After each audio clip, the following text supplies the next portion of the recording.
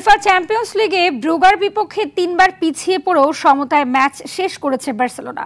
আরেক high voltage ম্যাচে Borussia ডর্টমুন্ডকে 4-1 গোলে হারিয়েছে ম্যানচেস্টার সিটি। এছাড়া জয় পেয়েছে ইন্টার মিলান, নিউক্যাসেলস, গ্যালাতাসারে, লেভারকুসেন ও আটালান্টা। বিস্তারিত নিবেদিতা বিনতে ওয়াদুদের রিপোর্টে।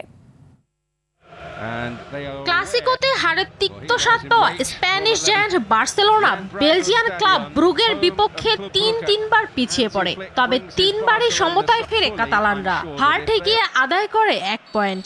ম্যাচের 6 মিনিটে গোল হজম করে বার্সা, তবে সমতায় ফিরতে সময় নেয়নি কাতালানরা। 2 মিনিট পরেই ফেরান তোরেসের গোলে সমতায় ফেরে অতিথিরা।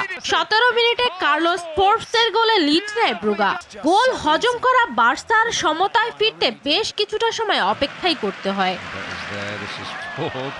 61 মিনিটে দলকে সমতায় ফেরান লামিনে ইয়ামাল। 63 মিনিটে আবারও গোল করেন কার্লোস ফোর্বস। স্কোর লাইন হয় 3-2। জয়ের দ্বারপ্রান্তে থাকা ব্রুগার কপাল পড়ে 77 মিনিটে ক্রিস্টোস জোলিসের আত্মঘাতী গোলে। আরেক ম্যাচে জার্মান জায়ান্ট বরুশিয়ার ডর্টমুন্ডকে 4-1 গোলে উড়িয়ে দিয়েছে ম্যানচেস্টার সিটি। সিটিজেনদের হয়ে জোড়া গোল করেন ফোডেন।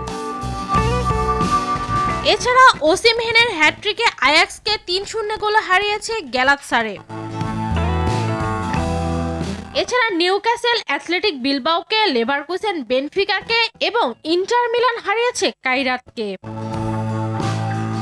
নিবেদিতা বিনতে ওয়াদুদ, RTV।